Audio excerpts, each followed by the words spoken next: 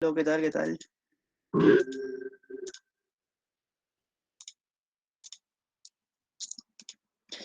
Bien, listo. Estoy compartiendo pantalla en este momento. Por favor, indíquenme si se ve mi pantalla.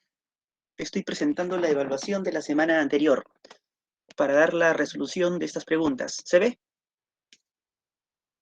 Sí, Sí. profe. Gracias. Bien, entonces comenzamos esta sesión dándoles las claves, ¿no? De las del cuestionario anterior, ¿no? Entonces, veamos.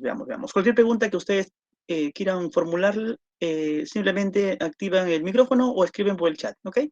Sobre alguna inquietud respecto de estas preguntas. La pregunta 1 dice, Descartes señala en su libro Las Meditaciones Metafísicas que la filosofía es un saber que estudia los primeros principios del conocimiento humano.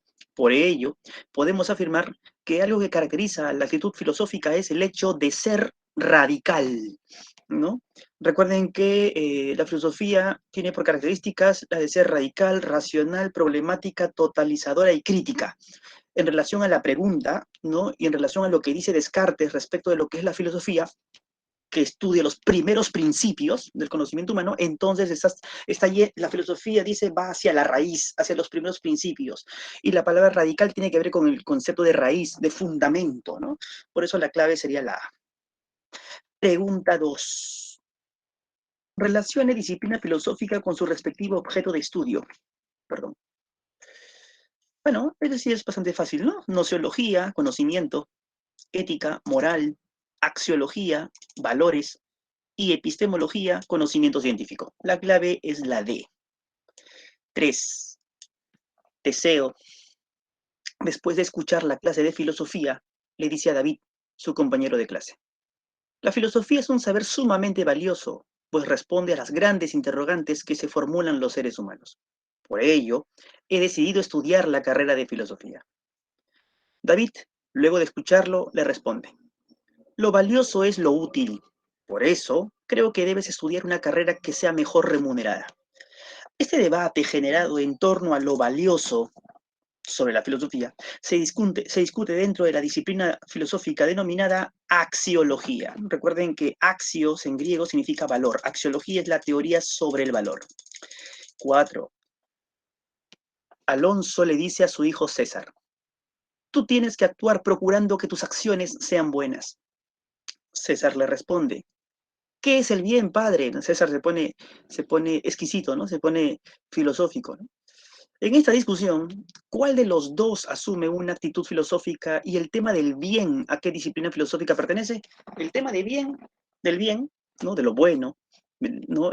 Pertenece al estudio de la ética, ¿no? Entonces la clave es la B de barco.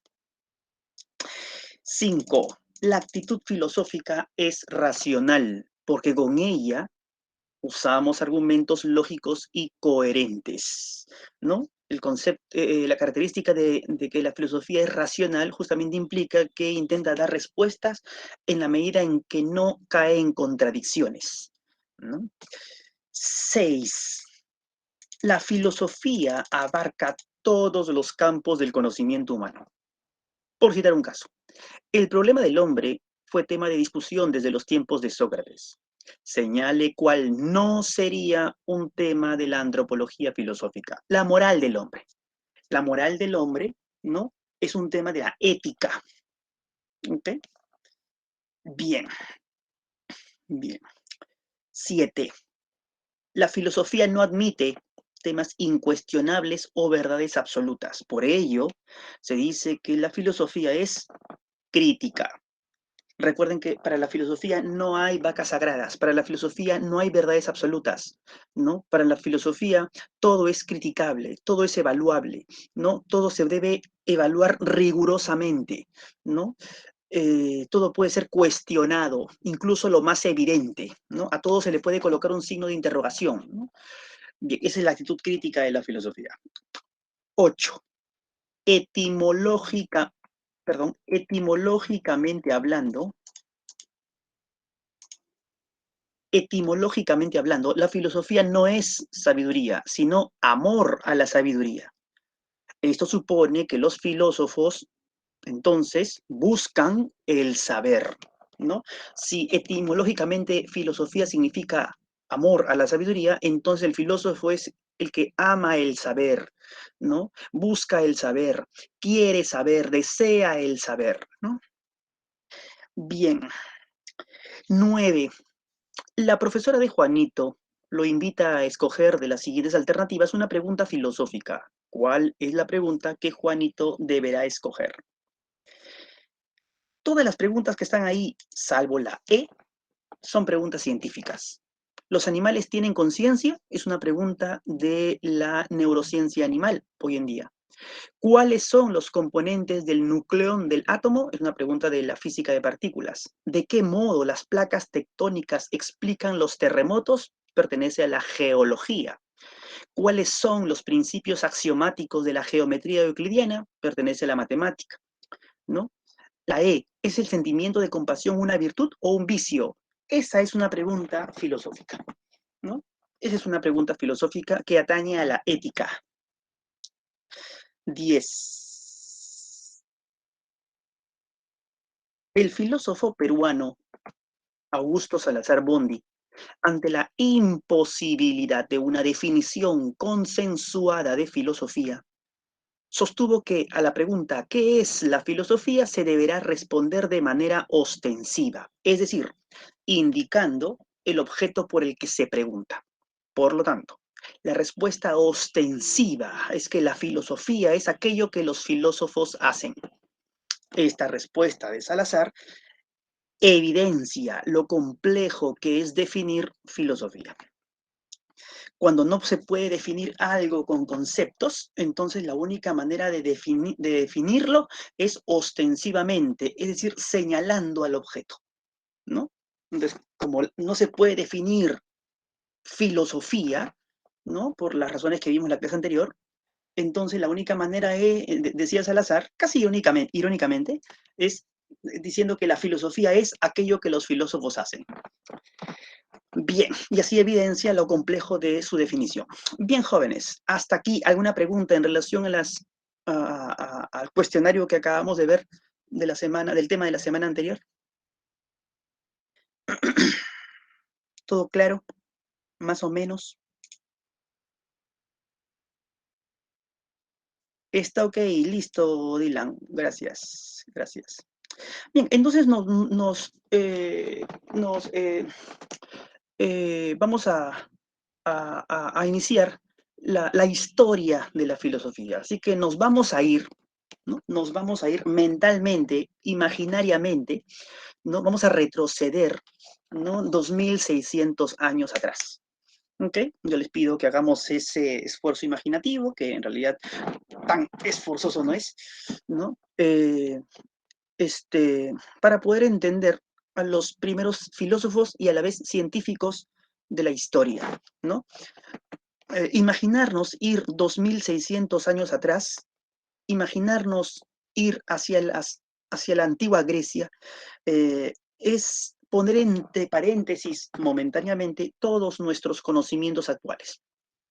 Todos los conocimientos de ciencia que tienes hoy, ¿no? Colócalos en un entre paréntesis momentáneamente. No los uses, eso te estoy diciendo, ¿no? Porque vamos a tratar de entender lo que empezaron a decir los primeros pensadores sobre la realidad, sobre el mundo, ¿no? Nos vamos a abocar en los inicios de la ciencia, en sus orígenes, con todas sus equivocaciones, ¿no? Pero con esa actitud honesta de, usando la razón, querer entender el mundo que nos rodea, dejando de lado las creencias religiosas, dejando de lado la participación de los dioses, ¿no? En la conformación del mundo, ¿no? La filosofía tiene, la historia de la filosofía tiene 4 grandes épocas: la época antigua, la época medieval, la época moderna y la época contemporánea. La época antigua tiene 4 periodos: el periodo cosmológico, el periodo antropológico, el periodo sistemático y el periodo helenístico romano. Nosotros, en esta sesión, vamos a hablar del periodo cosmológico, ¿ok? Del periodo cosmológico. El primer periodo de la filosofía antigua, ¿no? Este primer periodo acaece entre los siglos 6, 7, hasta el siglo 5 antes de Cristo. Es decir, duró un siglo y medio, no duró más. Se le conoce también como periodo de los primeros filósofos o periodo de los primeros científicos, ya que el científico y el filósofo prácticamente era lo mismo, todo era filosofía. También se le conoce como el periodo presocrático, pues estos pensadores desarrollaron su filosofía antes de Sócrates. Sócrates recién aparece en el siglo V. También se le conoce a este periodo como periodo de los primeros físicos, pues la palabra físico de física proviene de la voz physis, que en griego significa naturaleza. Pues estos primeros pensadores fueron también los primeros en estudiar la physis, la naturaleza. También se le conoce como periodo cosmológico por la palabra griega cosmos, que significa el todo ordenado, la naturaleza ordenada, el universo ordenado. ¿Okay? La palabra cosmos se contrapone a la palabra griega caos, que significa desorden. Estos primeros pensadores intentaron dar respuestas a lo que acaecía en el mundo natural. Y entre las distintas problemáticas que abordaron, ¿no? Tuvieron en común la búsqueda del principio de todas las cosas, del principio de la naturaleza, lo que llamaron arjé en griego. ¿Okay? Este principio fue buscado al margen de las explicaciones mítico-religiosas. Trataron de entender la naturaleza a partir de la naturaleza misma. Aristóteles, quien vivió 2 siglos después que estos pensadores, fue el primero que hizo una especie de clasificación de la filosofía antigua, ¿no? Porque hasta para el mismo Aristóteles, estos filósofos eran parte de la filosofía antigua, ¿no? Entonces, Aristóteles, va a agrupar a estos pensadores que veremos en un momento como monistas unos y pluralistas otros. Monistas, porque un grupo de pensadores antiguos consideraron de que el arjé era uno solo, uno, mono, mientras que los pluralistas consideraron de que el arjé era múltiple, plural. Ya veremos por qué se hace esta división. Bien, entonces hablemos de los monistas. Los filósofos monistas sostuvieron que el principio de todas las cosas es un único elemento, ¿no? Los representantes de estos monistas son Tales, Anaximandro, Anaxímenes, Pitágoras, Heráclito, Parménides. Hubieron otros más, sí, pero estos son los más importantes. Aboquémonos entonces a Tales, Tales de Mileto, Tales de la ciudad griega de Mileto, donde se inició la filosofía y la ciencia. Fue matemático, físico, astrónomo, un próspero comerciante, ¿no? Un célebre político, ¿no? Considerado ya en su época como un sabio, como uno de los 7 sabios de la antigua Grecia. ¿Okay? De joven perteneció a la aristocracia de Mileto y de joven viajó mucho. Se sabe que llegó a Egipto y a Babilonia, aprendiendo mucho de los saberes de estas grandes culturas. De Tales sabemos muy poco, ¿no? Su vida se pierde en la leyenda. Es un filósofo muy antiguo, ¿no? Si escribió algo, todo se perdió. No se sabe si escribió o si no escribió nada. Lo cierto es que no nos llegó nada de Tales, absolutamente nada, ¿no? No obstante, sabemos de su existencia, sabemos algo de su biografía, muy poco por cierto, sabemos algo de su pensamiento por otros que hablaron de él. Ustedes, por ejemplo, han estudiado el teorema de Tales en matemática, ¿no? Este conocimiento lo sabemos por Euclides, porque Euclides habló de él, ¿no? Sobre su filosofía sabemos algo por Aristóteles, quien Aristóteles también habló algo de él. El mismo Aristóteles nunca leyó a Tales directamente. Parece ser que los textos de Tales ya para la época de Aristóteles se habían perdido. Fundó una escuela filosófica científica en su ciudad, Mileto. Por eso es que se le conoció como Escuela de Mileto o Escuela Jónica. A Tales se le atribuyen una serie de logros científicos, ¿no? Sus célebres teoremas que ustedes ya conocen, ¿no? Con los cuales pudo medir la pirámide de Egipto por primera vez sin necesidad de subir a la pirámide, ¿no? Aplicando simplemente este teorema, ¿no? Predijo por primera vez un eclipse de sol en el 585 a.C. Esto no es una cosa menor, en realidad. Repito, pongámonos en los zapatos de este pensador, retrocedamos, recuerden, 2600 años atrás, ¿no? En donde los griegos consideraban de que el sol era un dios, el dios Helios. ¿Okay? Y como un mortal como Tales, de pronto puede predecir cómo va a actuar ese dios, eclipsándose, ocultándose. Esto fue algo asombroso en la época. Por eso los griegos pensaban que la sabiduría lo poseen los dioses. Y si una persona está mostrando algo de sabiduría, entonces algo de divino debe tener. Por eso Tales de Mileto en su época, muchos lo consideraban, ¿no? Algo que había sido tocado por alguna divinidad. Por supuesto que Tales no se la creía, él decía que era un simple hombre que tras observaciones y cálculos pudo predecir al sol. Pero si bien eso lo entendemos rápidamente, en la época no lo entendieron rápidamente. Para la época Tales era un ser divino y se acabó. ¿Okay? Tales consideraba de que el universo, ¿no? El mundo, ¿no? La naturaleza era algo ordenado, a pesar de su aparente desorden. Y por ser algo ordenado, era pasible de poder conocerse y conocer su principio. Para Tales, la Tierra era como un disco plano que flotaba sobre el agua. Esto sabemos que es algo equivocado, pero no era algo absurdo desde su perspectiva y desde sus observaciones. Pongámonos en sus zapatos. Imaginémonos que estamos en el siglo VI a.C. Imaginémonos que estamos parados en tierra seca mirando el mar. Imaginémonos cavando un pozo un poco profundo. ¿Qué encontraremos en ese pozo profundo? Humedad, agua. ¿Qué se nos podría pasar por la cabeza? Que el agua parece que corre por debajo de la tierra, ¿no? Por lo tanto, podríamos llegar a la conclusión, como llegó Tales, de que la tierra flota sobre el agua. Como se dan cuenta, lo que decía Tales no era absurdo, equivocado, lo sabemos hoy, pero no era absurdo. ¿Okay? Era la consecuencia de su deducción a partir de su observación.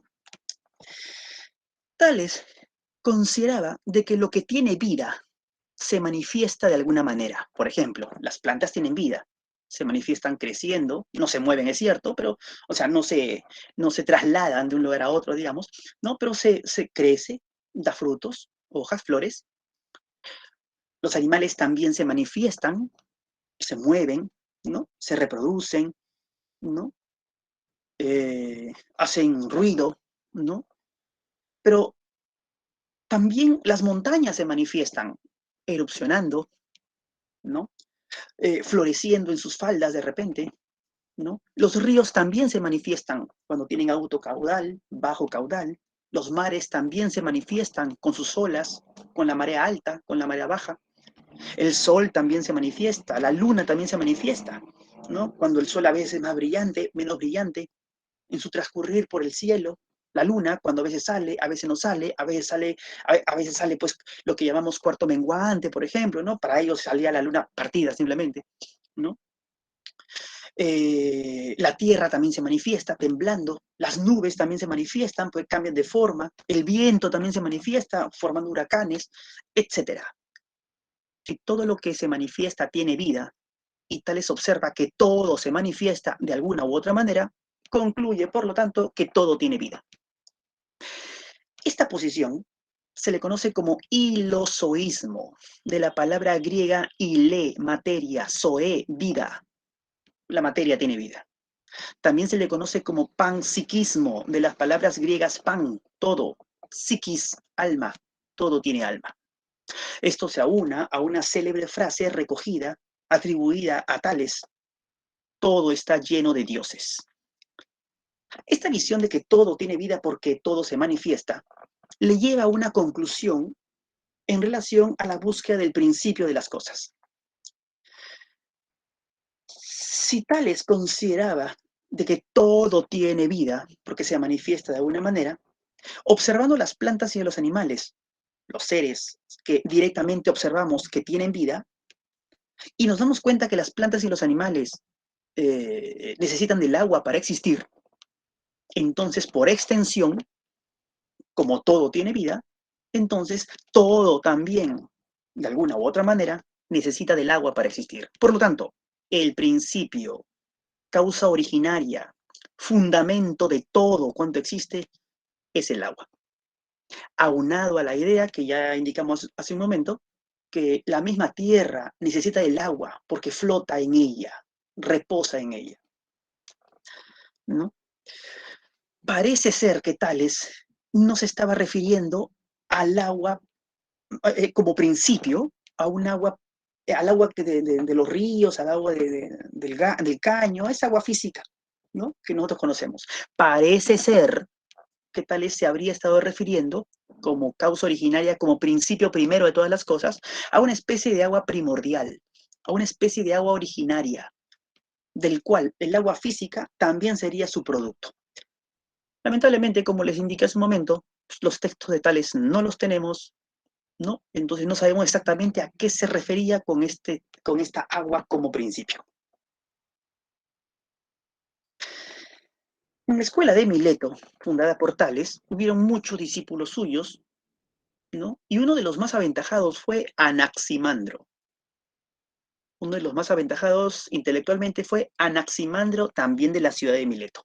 Geómetra, filósofo, astrónomo, político griego, ¿no? Se sabe que él consideró que la Tierra era como tenía forma cilíndrica, ¿no?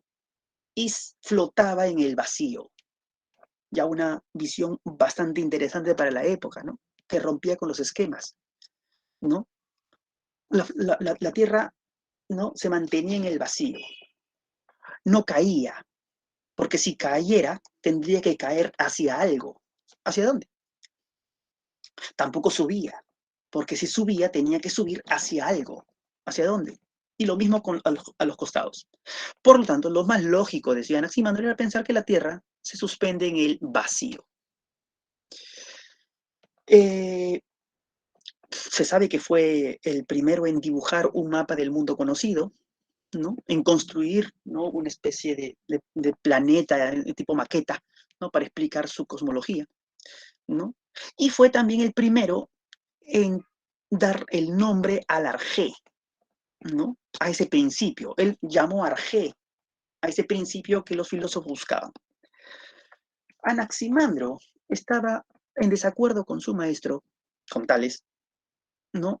Porque decía Anaximandro que el agua no puede ser el principio de todas las cosas. Porque el agua es algo que podemos identificar, es algo que podemos señalar, es más, es algo que podemos tocar, sentir, es algo que podemos determinar con los sentidos. Pero ¿cómo el agua, algo determinado, puede ser el principio de todas las demás cosas que también son determinadas? En todo caso, el agua también tendría que tener un principio. Por lo tanto, habiendo observado esa contradicción en el pensamiento de Tales, ¿no? Que Tales no se dio cuenta, por cierto, suponemos, entonces Anaximandro va a proponer otro principio, otro arjé.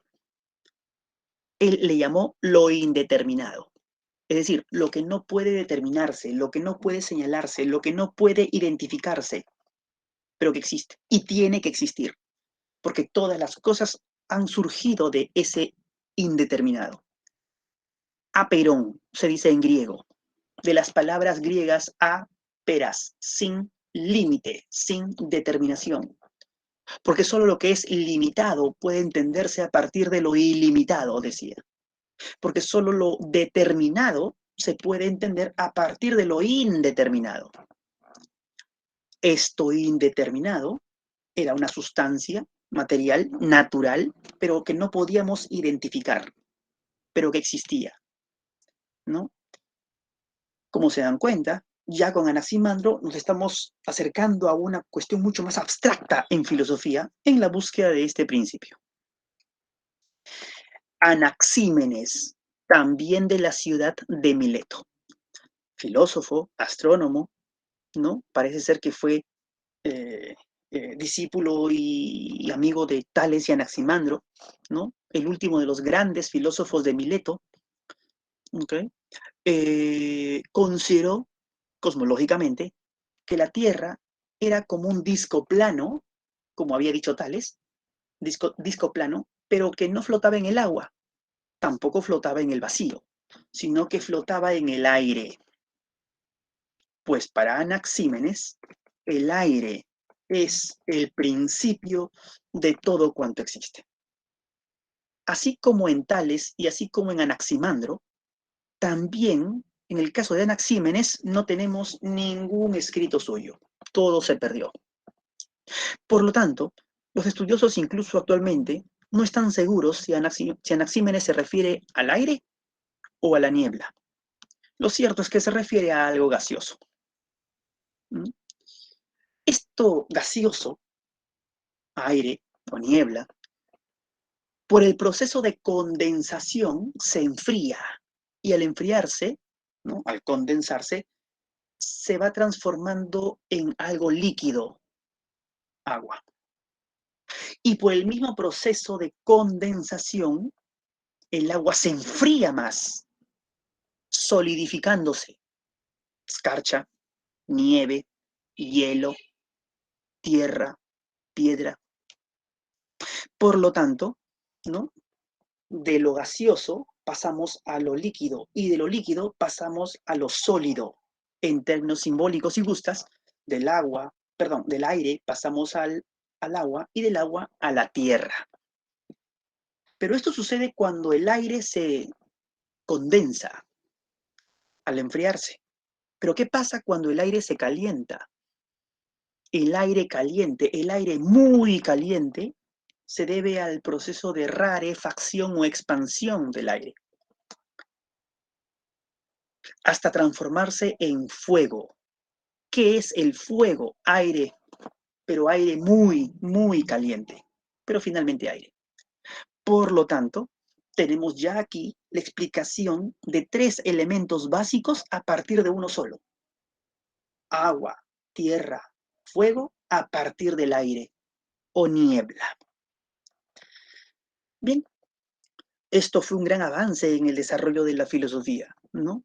No considerar, como se pensaba mitológicamente, que los 4 elementos que eran representados por 4 dioses, ¿no? De la mitología griega, en última instancia, teniéndolos como elementos naturales tan solo y no como divinidades, puedan ser explicadas a partir de un solo elemento, en este caso el aire o la niebla. Bien, jóvenes, hasta aquí los filósofos de Mileto, ¿no? Los filósofos y científicos, ¿no? Antiguos. Como se dan cuenta, ¿no? Sus observaciones, si bien en muchos casos han sido erróneas, lo cierto es que intentaron dar una respuesta natural al mundo natural, usando la razón, dejando de lado sus creencias religiosas. No significa que dejaron de creer en sus dioses, ellos siguieron creyendo en sus dioses, fueron griegos. Los griegos eran muy religiosos, pero intentaron dar un paso más, dándole la oportunidad a la razón para entender el mundo que acaece. Hasta aquí, ¿alguna pregunta? Profe, Dime. ¿puede volver a explicar de los 4 elementos, por favor? Anaxímenes sostenía, bueno, a ver, el ideario tradicional atribuía a ciertos dioses, ¿no? Eh, eh, cada elemento conocido. Elemento en la época eran 4 tan solo, ojo, aire, agua, fuego y tierra, ¿no? Entonces decían, todo está lleno, todo está conformado por esos elementos, que en última instancia eran, ¿no? La materialización de los propios dioses. Entonces tenías ahí pues una explicación mítica, ¿no? Anaxímenes intenta no darle esa interpretación mítica, sino una interpretación meramente natural. Y a partir de ello, sostiene, ¿no? Que uno de esos elementos, el aire, sería el elemento primordial, el elemento primero, el elemento originario, el arjé. Porque del aire, por el proceso de condensación, aparece el agua y aparece la tierra.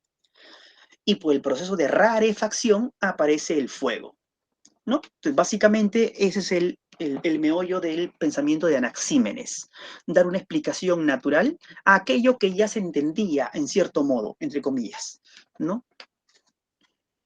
Sí, sí. Listo, listo, listo.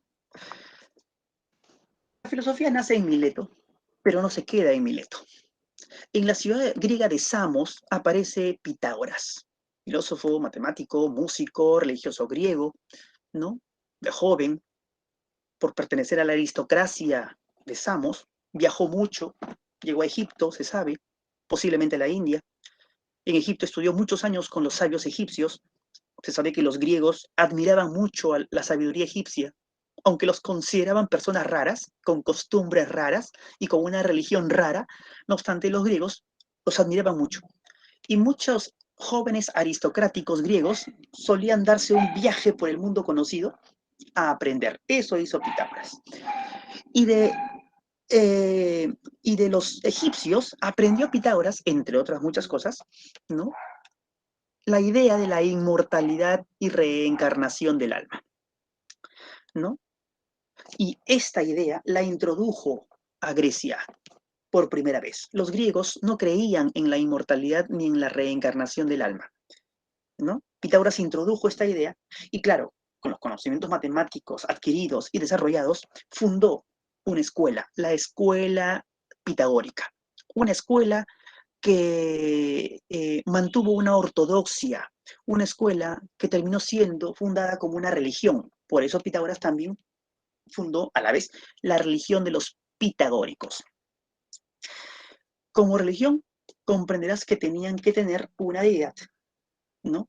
Y la deidad de los pitagóricos era el número, ¿no? Porque el número, sostenían los pitagóricos, es el principio de todo cuanto existe. Digo pitagóricos y no propiamente Pitágoras, porque también, lamentablemente, de Pitágoras todo se ha perdido, si es que escribió algo, ¿no? También su biografía se pierde en la leyenda y se sabe muy poco de él. No obstante, mucho de las cosas que conocemos de Pitágoras lo sabemos igual por otros que hablaron de él. Si ustedes conocen el famoso teorema de Pitágoras, ¿no? Lo sabemos en realidad por Euclides, ¿no? El mismo Aristóteles, quien vivió un siglo y medio después, no estaba muy seguro qué dijo Pitágoras y qué dijeron los pitagóricos. Por eso Aristóteles prácticamente no se refiere a Pitágoras, él más se refiere a los pitagóricos. El célebre teorema que lleva su nombre, posiblemente sea correcto decir que es el teorema de los pitagóricos más que el teorema de Pitágoras. Porque Pitágoras en vida fue venerado, tenido como un semidios por sus mismos discípulos, ¿no? Y cuando un discípulo descubría algo, se lo atribuían al maestro, ¿ok? No le quitamos mérito a Pitágoras, por cierto, ¿no? Hizo grandes logros en el estudio de la música, en el estudio de la matemática, en el estudio de la cosmología de su época, ¿no? Y en filosofía, ¿no? Pero lamentablemente se sabe muy poco de él. Todo es número, decían los pitagóricos, porque todo puede ser cuantificado, todo puede ser medido, todo puede ser representado numéricamente, ¿no?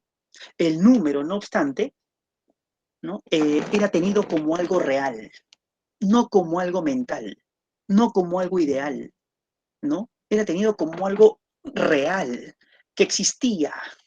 Así como existe la piedra, así existe el número.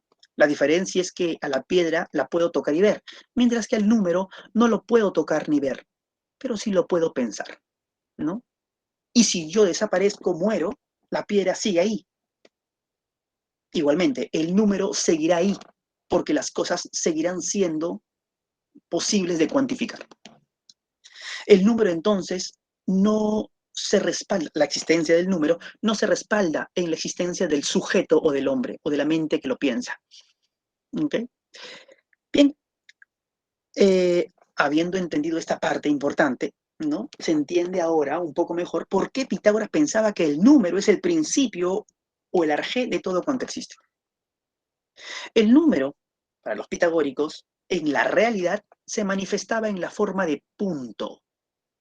Para nosotros, en el siglo XXI, ¿no? El punto es algo pensado, ideal, abstracto, pero para Pitágoras no, ¿no? Si en la realidad el número se manifiesta en la forma de punto, el punto pues existe como número en el mundo real. De dos puntos podemos trazar una línea, ¿no? Una secuencia de puntos. De tres puntos podemos ya construir una figura plana.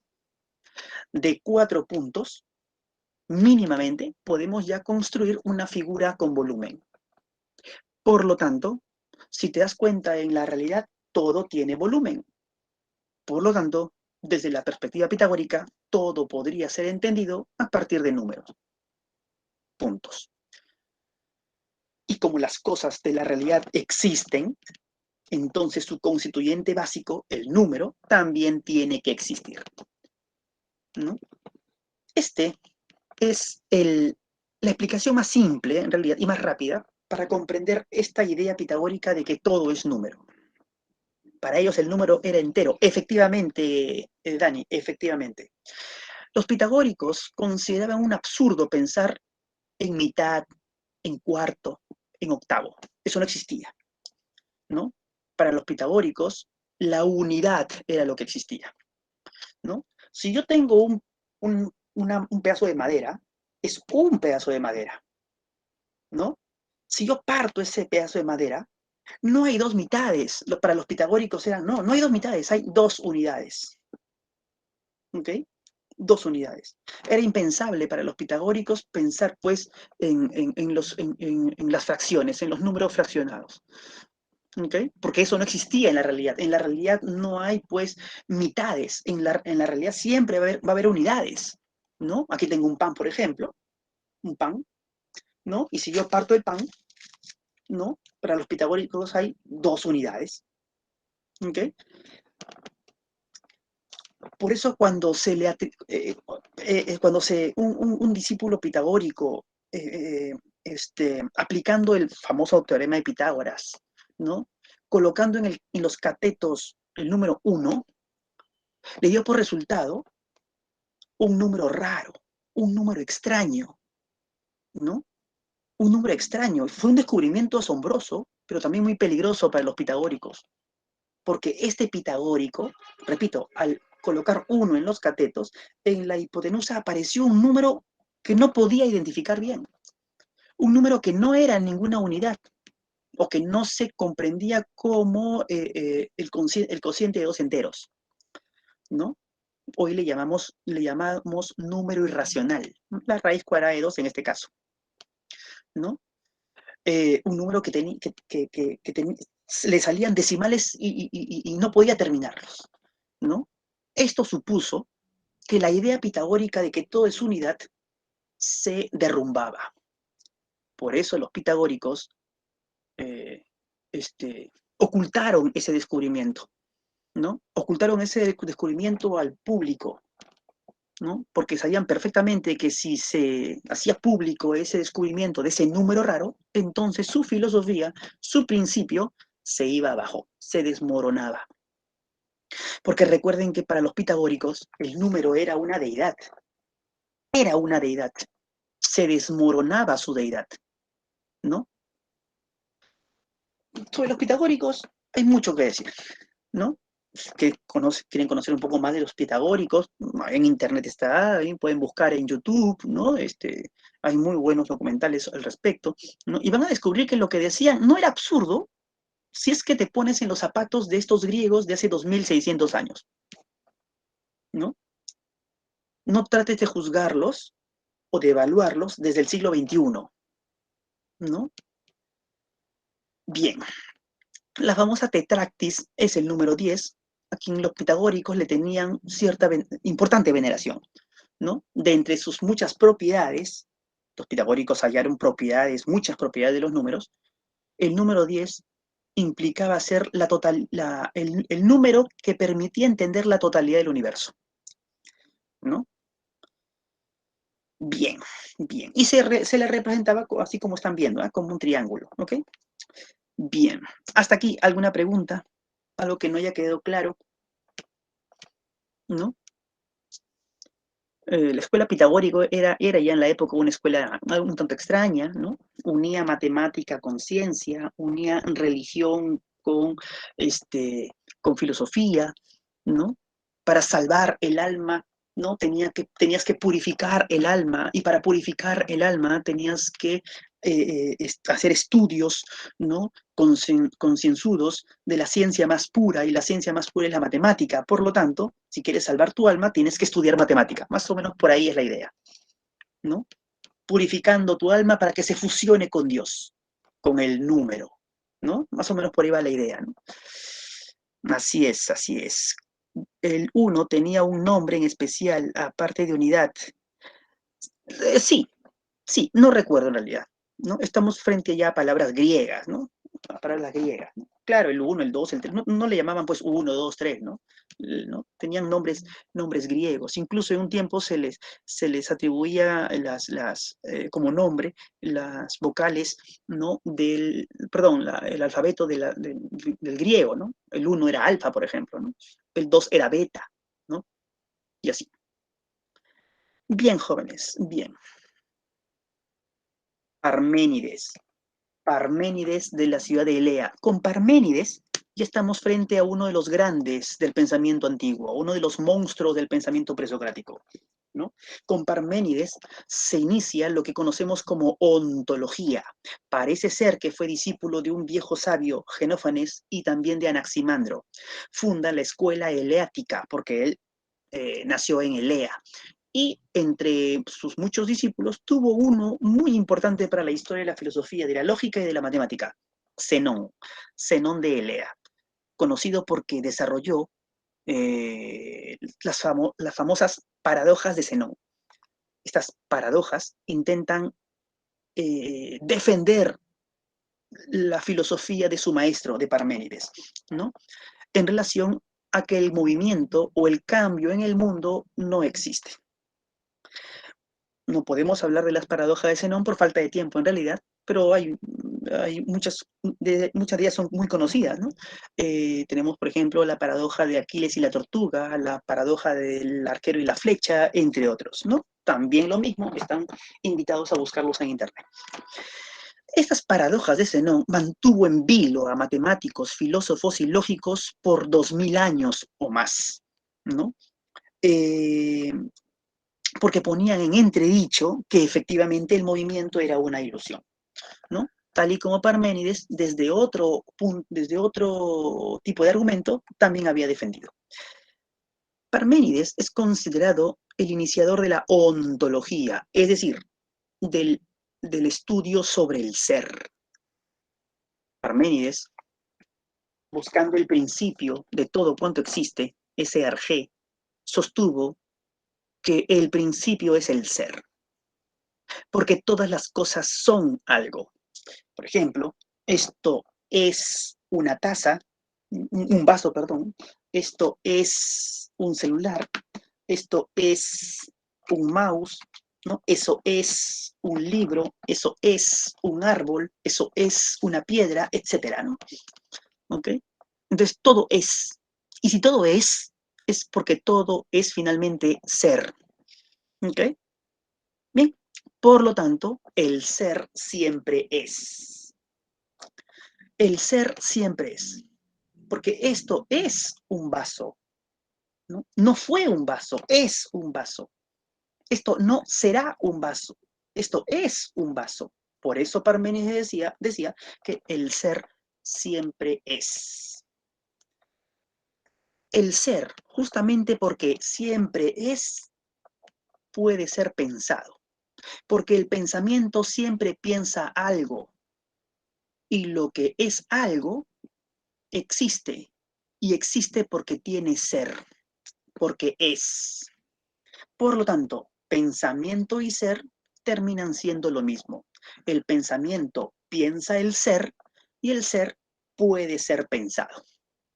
Pensamiento y ser es lo mismo. El pensamiento, ¿no? No puede dirigirse hacia el no ser. El pensamiento, si gustas, podemos decir, no puede pensar el no ser, porque el no ser es la nada.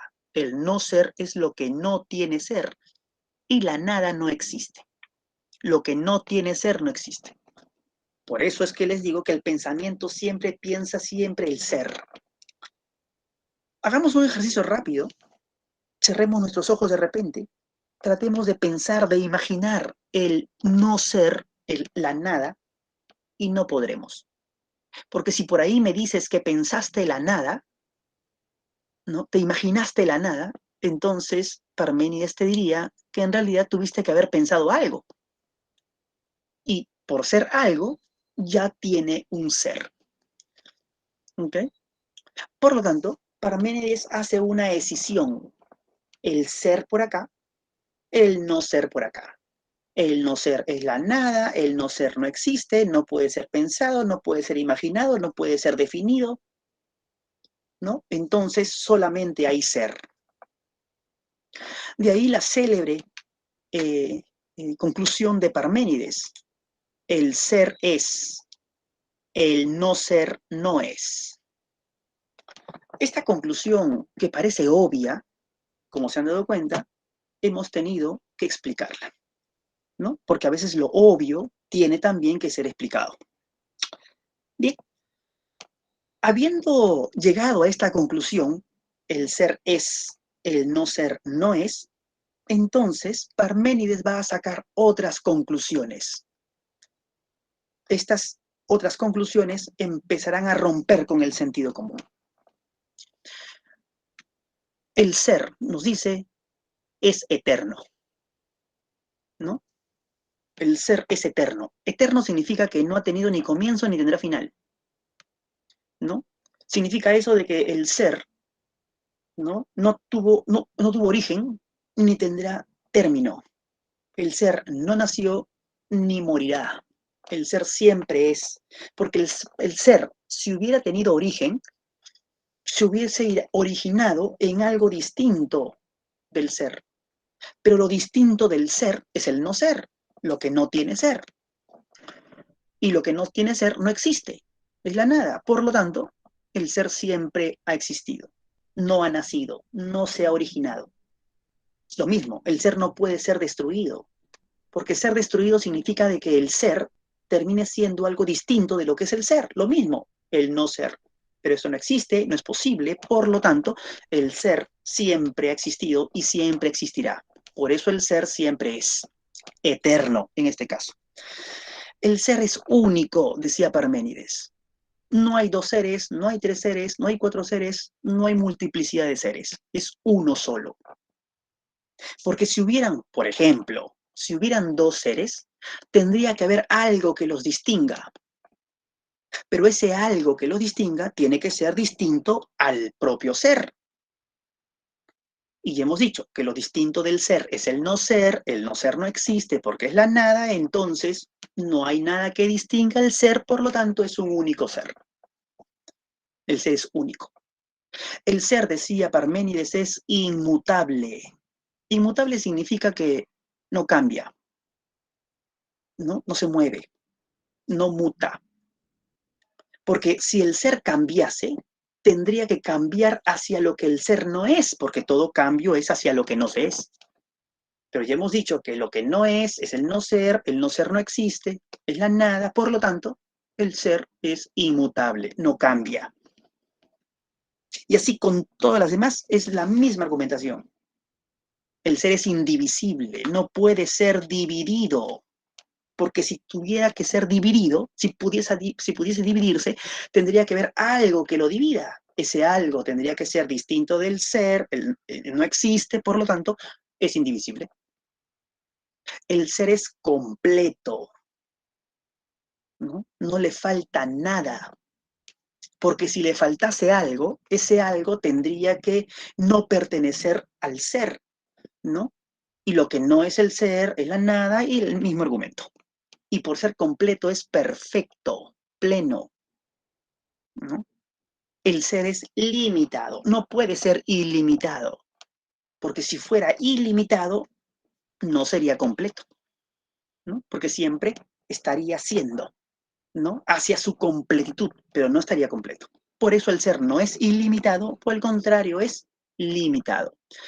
Parménides decía, por eso, metafóricamente hablando, que el ser es como una esfera bien redonda, decía, ¿no? ¿Ok? Perfecta, única, eterna, indivisible. Como se dan cuenta, ¿no? A todas estas conclusiones llega Parménides por sostener que el ser es, el no ser no es. Una conclusión evidente, ¿no? Pero cuyas conclusiones rompen con el sentido común. ¿Por qué? Porque te dije hace un momento que este vaso es un vaso, tiene ser. Este celular es un celular, tiene ser. Y así con todo lo demás. Y ahora Parménides nos dice que en realidad no hay el ser del vaso, no hay el ser del celular, no hay el ser de la piedra, porque el ser es único. Por lo tanto, el ser de todos estos objetos es el mismo, te está diciendo, ¿no? Si yo tiro el vaso al suelo y el vaso cae, diré que este vaso ha cambiado. Pero Parménides dirá, no, en realidad no, no ha cambiado, ¿no? Parece que ha cambiado, pero por el argumento que estamos viendo, ¿no? Deducimos que es inmutable el ser, ¿no? Aparentemente ha cambiado, pero en esencia, realmente es inmutable, etcétera. Como se dan cuenta entonces, Parménides rompe totalmente con el sentido común, sosteniendo que la realidad es única e inmutable, además de eterna. Heráclito, contemporáneo suyo, dirá absolutamente todo lo contrario, ¿no? Para Heráclito, ¿no? La naturaleza cambia constantemente, está en constante fluir, en constante devenir, ¿no? Y ese cambio se debe a que las cosas son y a la vez no son. Por lo tanto, mientras Parménides decía, el ser, lo que se puede pensar solamente es el ser, y el no ser no se puede pensar, ¿no? Heráclito dice, no, ambos se pueden pensar, porque ambos existen en la realidad, porque tienen que existir ya que ambos permiten el devenir, el fluir de la naturaleza. Porque yo soy y a la vez no soy, decía Heráclito, porque las cosas son y a la vez no son, porque esa planta que está creciendo está siendo planta y a la vez está dejando de ser semilla. Ser y no ser permiten que crezca esta planta, ¿no? El ser y el no ser, entonces existen de modo dialéctico. La dialéctica se entiende como contradicción, oposición. Heráclito lo que nos está diciendo es que en la naturaleza, toda vez que vemos que ella cambia, y siempre cambia, es porque se está dando una contradicción en su interior que permite este devenir. Por eso Heráclito decía que el universo entero es como un fuego que se apaga y se prende según cierto orden. Así como el fuego, la flama, la llama, la candela, está ahí en constante crepitar, en constante devenir, en constante movimiento, esto se debe a que está destruyendo el combustible. Vida y muerte están ahí, produciendo el cambio, el devenir. Por eso decía Heráclito, la naturaleza toda es como un fuego que se apaga y se prende. Contradicción, pues, ¿no? Pero este fuego eterno que vendría a ser la naturaleza, ¿no? Se mueve en un cierto orden. Heráclito es un griego, y como todo griego, piensa que el universo es un todo ordenado, un cosmos, ¿no? ¿Quién o qué establece ese orden? Heráclito responde, el logos. Logos es una palabra griega que hace referencia, entre otras cosas, a razón, a ley, pero no a la razón humana, sino a la razón intrínseca en el universo, a esa ley intrínseca en el universo, que el universo obedece, y por eso el universo es ordenado, a pesar de las contradicciones internas y de sus constantes devenires y cambios, ¿no? De la cual nuestra razón humana es una pequeña chispa de esa razón del universo. Esto es Heráclito. Como se dan cuenta, Heráclito pues es el filósofo del fluir, es el filósofo del cambio, es el filósofo del devenir, mientras que Parménides es el filósofo del no cambio, de la inmutabilidad. Las posiciones de ambos filósofos, ¿no? Son racionalmente coherentes dentro de su perspectiva teórica y de sus observaciones. La filosofía tiene un siglo de existencia, o tal vez menos, y ya está entrampada en un cisma, ¿no? Total. ¿Hay cambio, como dice Heráclito, o no hay cambio, como dice Parménides? Frente a esta disyuntiva, aparecerán otros filósofos a los que se les conoce como pluralistas. Estos filósofos pretenderán conciliar las posturas de Heráclito y Parménides, ¿no? Partiendo de un principio distinto. Para estos pluralistas, ¿no? El error de los anteriores filósofos fue pensar que el arjé tiene que ser único. ¿Por qué tiene que ser único el arjé o principio? Tales decía que el agua, Anaximandro el áperon, Anaxímenes el aire, Pitágoras el número, Parménides el ser, Heráclito el número, el fuego, ¿no? ¿Por qué tiene que ser único? El principio o el arjé bien podría ser plural, ¿no? El primero de ellos será Empédocles. Fue un filósofo, médico, taumaturgo y político griego. Taumaturgo es aquellas personas, por si acaso se los digo, que muestran actos, ¿no?, mágicos, ¿no? Y Empédocles era un observador y científico, ¿no?, de la antigüedad, y conocía ciertos patrones de la naturaleza, pero como las otras personas no conocían esos patrones, entonces para las otras personas daba la impresión de que lo que Empédocles hacía era magia, ¿no? Bien. Dicen que la magia del pasado es la ciencia del futuro, ¿no? ¿No? Entonces, la magia de hoy, ¿no?, es la ciencia del futuro. Más o menos ese principio se le aplica a Empédocles al decírsele taumaturgo, ¿no? Bien. Empédocles tuvo que el arjé de la naturaleza son 4 elementos, los 4 que ya hemos hablado previamente, ¿no? Aire, fuego, agua, tierra, ¿no? No eran dioses, eran elementos. El aire siempre es aire, el agua siempre es agua, la tierra siempre es tierra y el fuego siempre es fuego. Por lo tanto, Parménides, tenías razón, ahí está la inmutabilidad. Esos elementos no cambian, siempre son. Y son eternos.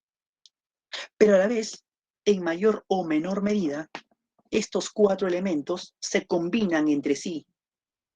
Y al combinarse, forman toda la diversidad existente, ¿no? Y los cambios existentes en la naturaleza. Por lo tanto, Heráclito, también tienes razón. Cambio hay.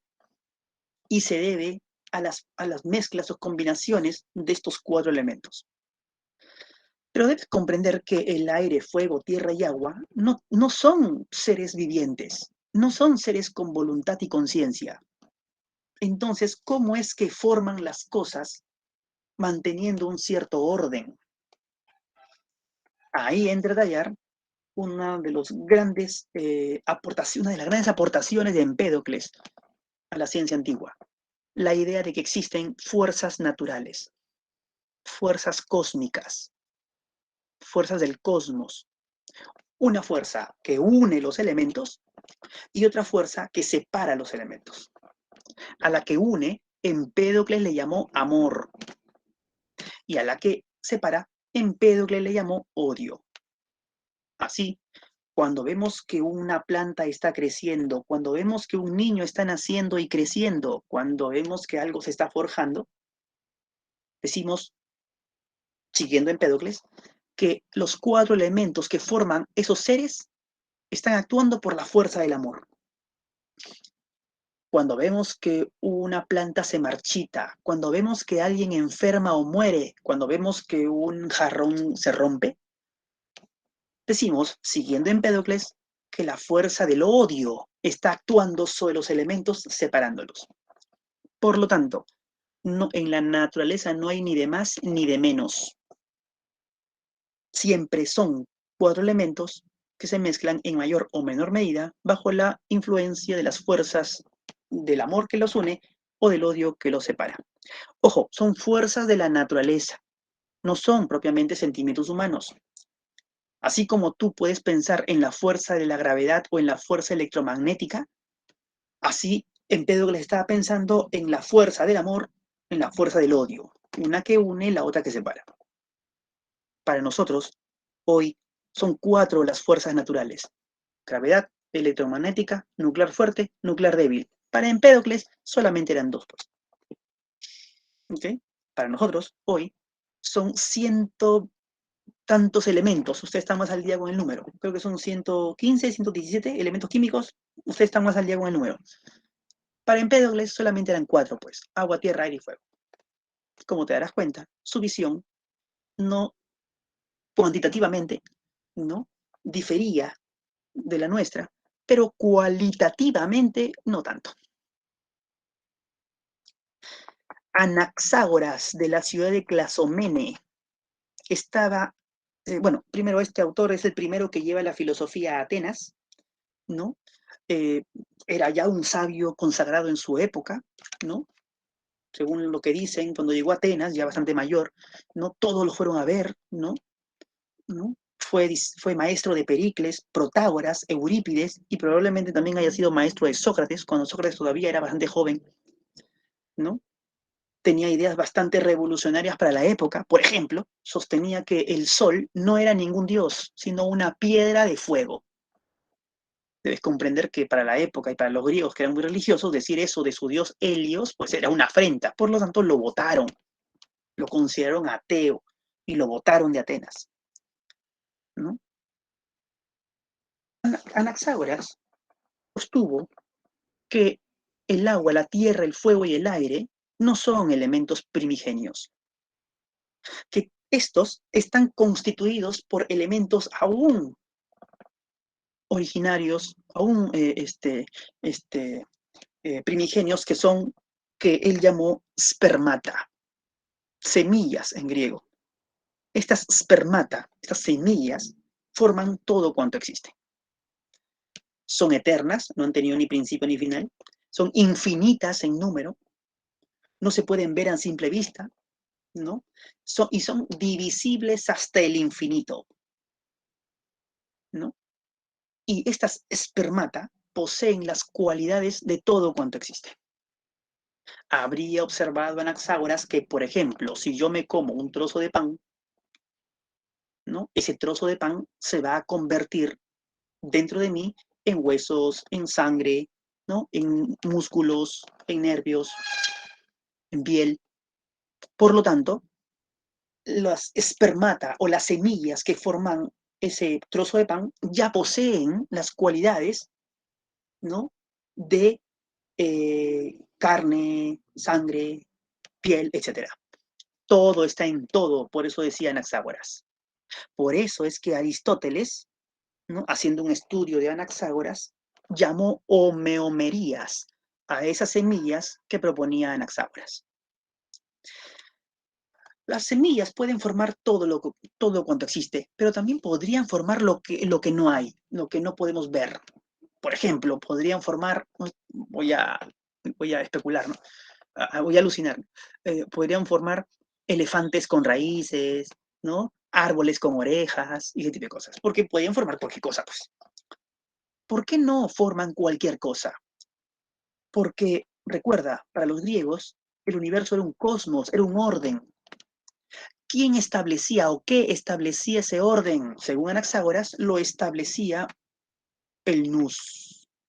El nous era como una inteligencia existente en la propia naturaleza, que se manifestaba como una sustancia muy sutil, muy tenue, muy fina, una sustancia inteligente, la mente universal, pero no era un Dios. Y esa sustancia inteligente muy fina dotaba a las semillas de inteligencia para que las semillas sepan qué formar.